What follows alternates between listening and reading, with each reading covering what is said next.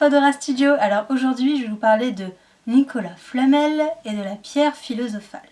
Je vais vous parler d'abord du côté moldu et ensuite du côté sorcier. Alors, pourquoi? Parce que les moldus sont plus dans la théorie et les sorciers sont plus dans la magie.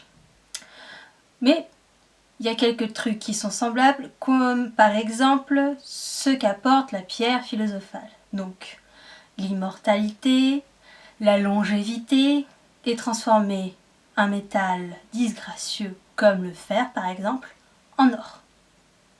Donc pour les moldus, la pierre philosophale est apparue en 300 avant Jésus-Christ à l'époque gréco-égyptienne. Donc cette pierre a été mentionnée dans des récits de philosophes de l'époque, donc grecs. Du côté moldu toujours, Nicolas Flamel, lui, dans le monde moldu, est né en 1330 et est mort en 1418. Donc, petite vie, une vie normale pour l'époque et actuellement aussi. Alors, il ne se considérait pas du tout comme un alchimiste, comme peut le démontrer les écrits, ou sa légende. Mais il rêvait de créer la pierre philosophale. Alors, dans la légende, donc on disait qu'il ne voulait pas être alchimiste ou être considéré comme alchimiste, mais qu'il avait réussi à créer de l'or grâce à la pierre.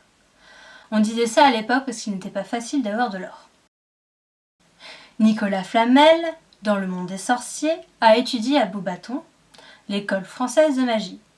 Et là, il revendiquait le fait d'être alchimiste et d'avoir créé la pierre philosophale. C'était un ami d'Albus Dumbledore et le mari de Permel Flamel. Il mourut à 665 ans à Devon. La pierre philosophale est forcément le but ultime de tout alchimiste, que ce soit moldu ou sorcier, grâce à sa vertu de longévité et de création de l'or, forcément. Dans les Harry Potter, on entend parler de la pierre philosophale dans presque tous les films, mais on ne la voit que dans le premier film. La question que je me pose, et qui est peut-être idiote, vous me direz ça dans les commentaires, où elle est passée cette pierre? Parce que on voit Harry tomber dans les pommes, la pierre théoriquement dans la main, mais on ne sait pas après où elle passe. Peut-être que Albus Dumbledore l'a planquée, on ne sait pas, on n'en entend plus vraiment parler, on a juste des mentions à droite à gauche, et c'est tout. On ne sait pas où elle passe. Bon, après, c'est juste ma petite question de la vidéo. Ensuite, pour ceux qui l'auraient oublié, la pierre est donc prise à Gringotts dans la chambre, ou dans la cave, ou dans le coffre, comme vous voulez l'appeler, 713. Donc toujours 7.